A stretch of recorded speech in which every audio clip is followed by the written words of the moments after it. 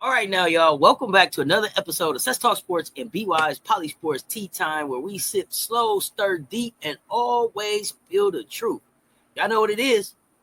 We stepping into a conversation that's been bubbling under the surface. But it's time to name it. We talking about bullying. Not schoolyard kind, but the grown, polished, and league-sanctioned kind that's happening right now in Indiana on that Fever home court. What we witnessing with Caitlin Clark and her teammates, particularly Sophie Cunningham, isn't just aggressive play. It's a pattern. A strategic use of entitlement, provocation, and protected status to assert control, disrupt opponents, and dominate narratives. In the league, silent, mute, absent.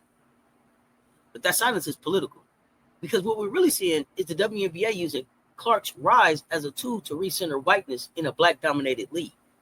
They're not just promoting the star, they're promoting the story. One where Clark is the face, the future, and the protected class. Meanwhile, the Fever's coaches flipped the script, talking about how officials are biased against Clark, how she's being targeted, how she's being mistreated. Now tell me this.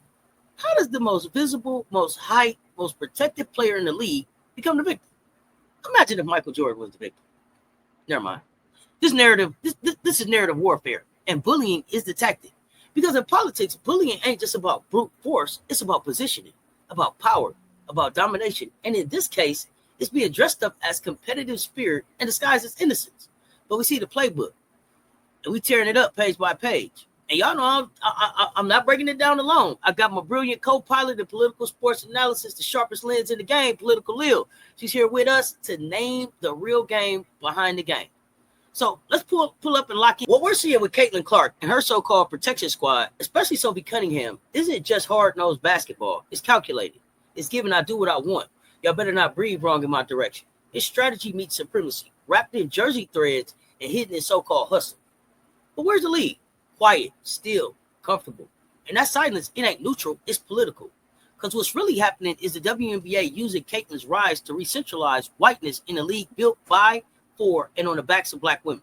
This ain't about just lifting a new star. It's about crafting a savior, rewriting the story so she's not just the face of the league, she's the standard, the exception, and the protected class. Meanwhile, Fever coach out here remixing reality, flipping the narrative, crying foul, saying the refs are biased against Caitlin, that she's being targeted, that she's the victim. Now hold up.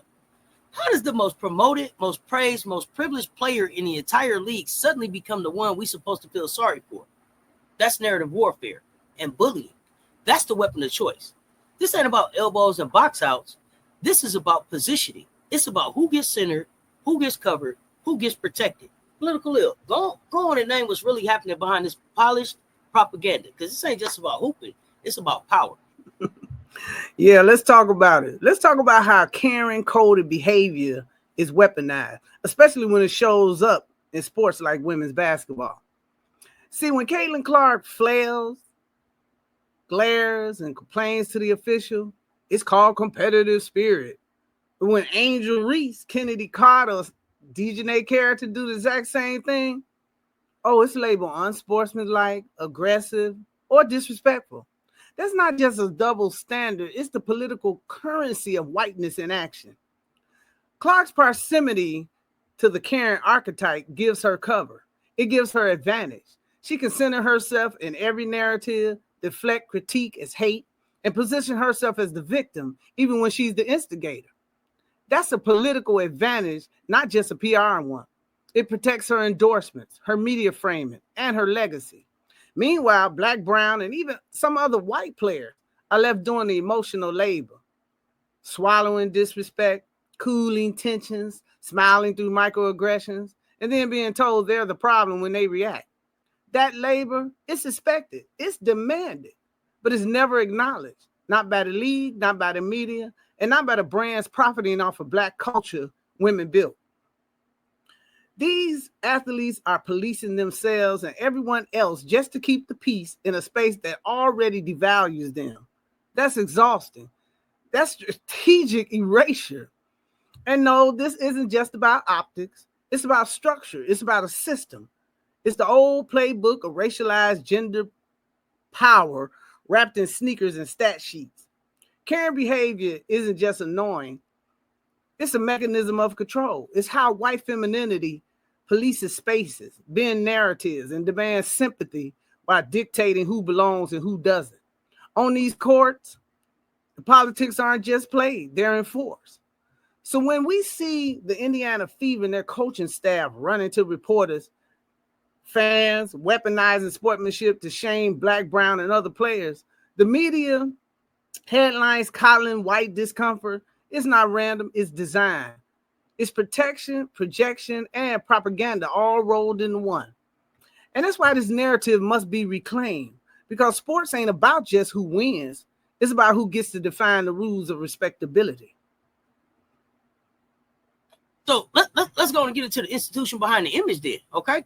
Here we go, because Caitlin Clark ain't pulling this off solo. Nah, fam, this is a team effort, and the WNBA itself is wearing the same jersey. Let's call it plain. The league is complicit. Look at their response, or better yet, their lack of one, to what's been going down in Indiana. Clark out here throwing forearms, initiating contact, barking at refs like she coaching the game. Sophie Cunningham moving like a linebacker in sneakers, running clean through screens and bodies. And what does the league do? Nothing really. Tech here, fine there. Nothing that really addresses or discourages this behavior. No suspensions, just vibes and viral clips. But let a Black player breathe too aggressively in Clark's direction. Whistle, slow-mo replay, disrespectful think piece. We got to twirl the finger. Go back and look at it. Character assassination on demand. This ain't inconsistency, it's selective discipline. This is strategic silence from a league that's not just building a star, they're constructing a brand. Clark ain't just hooping, she's the investment. So when she crosses the line, they just move it. And while they reshuffle boundaries to protect the chosen one, Black players like Kennedy Carter, Dejanay Carrington, Angel Reese, even legends like Asia Wilson get dragged, dissected, and disciplined for way less. That ain't bias, that's infrastructure. Now add the media to the mix. Mainstream, sideline, and social. They all following the same script. Clark is the victim, the misunderstood star, the target.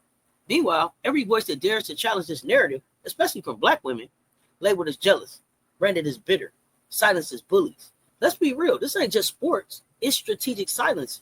And the WNBA is running full court cover. You know, the league out here picking favorites like it's a high school clique. But the politics behind that, that's big grown power moves. Come on, break it down for us. Yeah, let's be real. The message the WNBA is sending right now is loud and clear. If you're white, you're protected. If you're Black, you're punished. When one star is allowed to play the victim while dishing out elbows, taunts, and disrespect, but the players who respond get fined, benched, and dragged in the media, that's not just bias. That's institutional favoritism with a side dog of whistle discipline. What it tells Black and brown athletes is that your pain doesn't matter. Your voice doesn't matter. And your defense of yourself makes you the threat. It's the same story we've seen in schools, courtrooms, corporate boardrooms, and now on the hardwood. Whiteness gets protected at all costs, even when it's the source of the harm. Caitlin Clark is being built into a brand, not just a player. And in doing so, the league is showing its hand. This isn't about equity. It's about economics. It's about leveraging whiteness for visibility while asking Black players to take the hits, literally and figuratively, to keep the peace.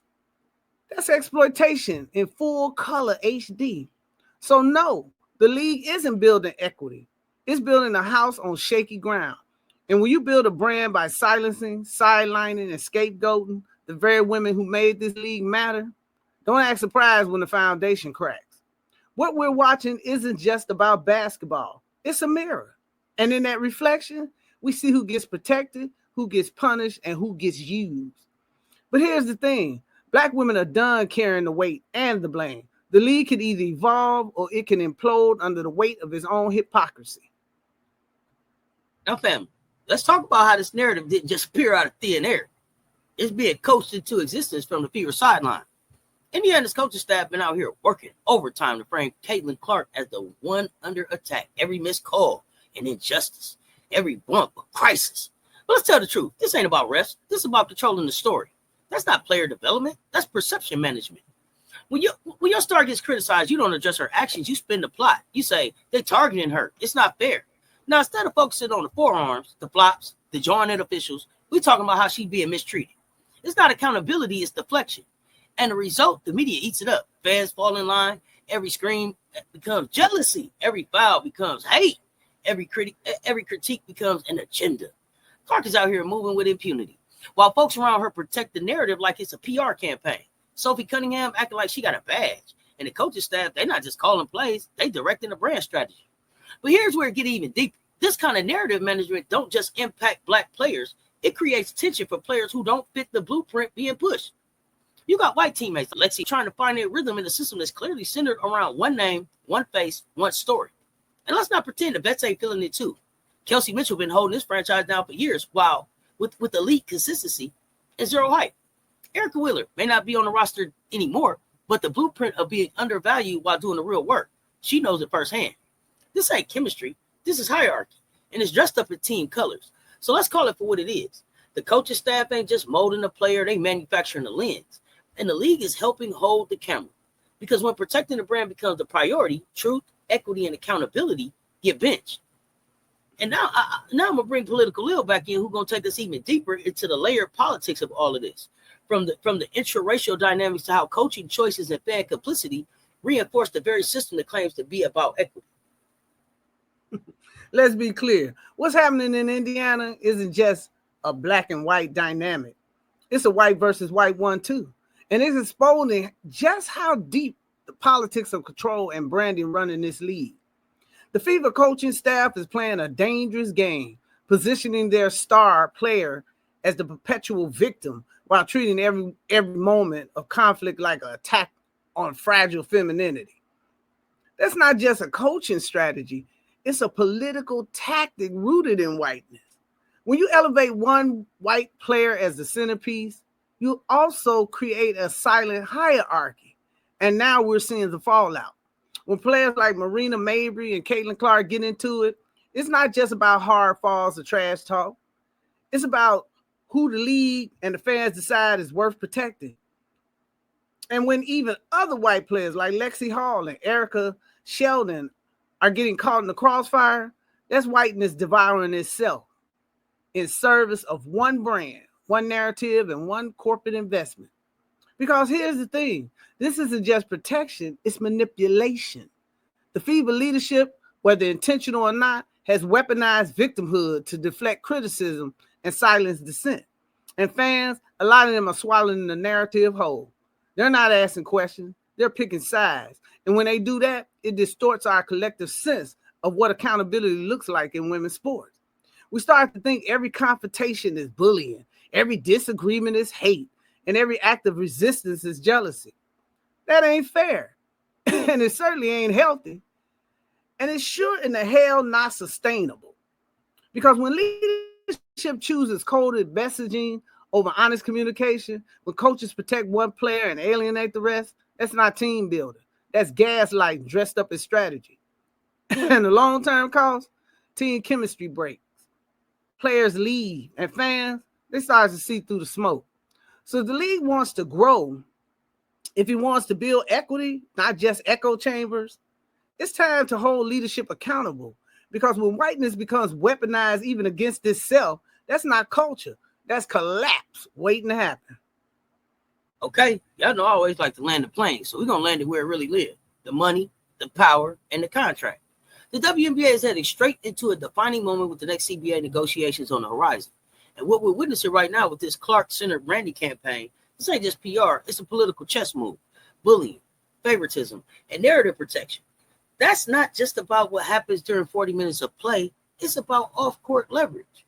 By elevating one player above the rest, one who's media safe, whiteness approved, and corporately aligned, the league is weakening player solidarity. It's driving wedges, racial, economic, cultural, turning teammates into competitors for visibility, endorsements, and favor. And trust, that's not an accident, because the more divided the locker room becomes, the harder it is for players to move as a unified front when it's time to negotiate for real power. This isn't just branding, it's a union-busting tactic dressed up in cultural celebration. The league wants Clark as the face, while ignoring the labor, leadership, and legacy of Black players who built this entire league brick by brick. This is bigger than basketball. We've seen it before in tech, in healthcare, in classrooms, and factories. The minute workers start organizing, here comes the distraction campaign, rebranding, repositioning, rewriting the story to divide and conquer. So when folks ask, why does this matter? It matters because the WNBA is out here selling the dream while denying its workers power. And we're not buying it. Lil, let's peel the politics on this one because the CBA ain't just a contract, it's a battlefield. And every narrative is a weapon. Let's get into the economics of distraction. Because centering Caitlin Clark in the WNBA branding strategy isn't just about hype, it's about control. When one player becomes the face, the product, the story, you weaken the collective. Why? Because you shift the power dynamic from players as a union to one star as a brand. That's dangerous. It dilutes the message. It divides the locker room. And most importantly, it gives the league leverage during contract negotiation. You think it's a coincidence this is happening while the players are gearing up for a new collective bargaining agreement? Nope. This is classic labor suppression in glittery sneakers. By overinvesting in Clark, the league isn't just selling jerseys. They're selling a future where one player's worth justifies everyone else's silence, where dissent looks like disloyalty, where negotiation for better pay, travel conditions, and maternity protections become bad for business. And this ain't new. It mirrors what we've seen across industry, from Amazon to Hollywood to higher ed. The moment workers start organizing, bosses start branding. They flood the media with positive spin, spotlight model employees, and paint any disruptors as radical. That's not just PR, that's propaganda. So what can we do? What can players and fans do to resist this kind of rebranding machine?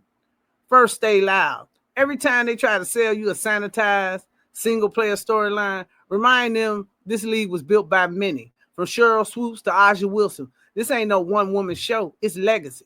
Second, support the union. Follow the player reps. Share their message. Push back when media buries stories about contract fights and racial inequity. And third, call a game within the game. Because when power is shifting, silence is the weapon. And we are not going to be quiet while the league builds a mansion on the backs of women. It won't even fly first class. This ain't just about Caitlin. It's about capital. It's about control. And it's about who gets left behind in the name of progress. All right, let's be clear before we go. What we broken down here ain't just drama, and it damn sure ain't basketball. This is politics and sneakers. That bullying we see on the court is not just personal, it's political. It's a tactic, a tool, a part of a larger system designed to protect some, silence others, and keep power exactly where it's always been. And the WNBA silence, that's not oversight, that's complicity. We need transparency in how discipline is handed out. We need accountability in how these narratives get shaped. And we need media willing to report the truth, not just polish up PR fairy tales. Because when the league picks its chosen one and centers her at all costs, it doesn't just create imbalance, it undermines the entire fight for equity on the court, in the locker room, and at the bargaining table. Players aren't asking for special treatment. They're asking for fairness, for investment, for a voice. And if we really say we support this league, this sport, and this movement, then we got to show up for that voice. Not just when it's easy, but especially when it's messy. Tonight's episode was about pattern recognition, and the pattern is clear. Whiteness is being recentered, and bullying is being normalized to keep that center in place. But sports don't exist in a vacuum. They mirror everything we see in labor, media, and society. The league wants players divided, distracted, and docile heading into the CBA negotiations. But power only changes when people get organized and stay politically sharp. That's why this ain't just a recap. It's a call to consciousness. And don't just listen. Act like you heard something. Hit that like, smash that share, subscribe so you don't miss a damn thing. And bring 10 real ones to the next conversation. Don't come back alone. Because over here at Cess Talk Sports and BWISE PoliSports, we don't do surface. We pull back the curtain. We name the systems. And we drag the politics hiding behind your favorite players, coaches, and headlines. Sports ain't just entertainment. It's a battleground. And every silence, every narrative, every power move is calculated. We ain't here to play neutral. We're here to break the game down and call the power out. Y'all stay watching, stay loud, stay ready. Until next time, Political Ill, Cess Talk Sports. Stay tuned. Talk soon. We out.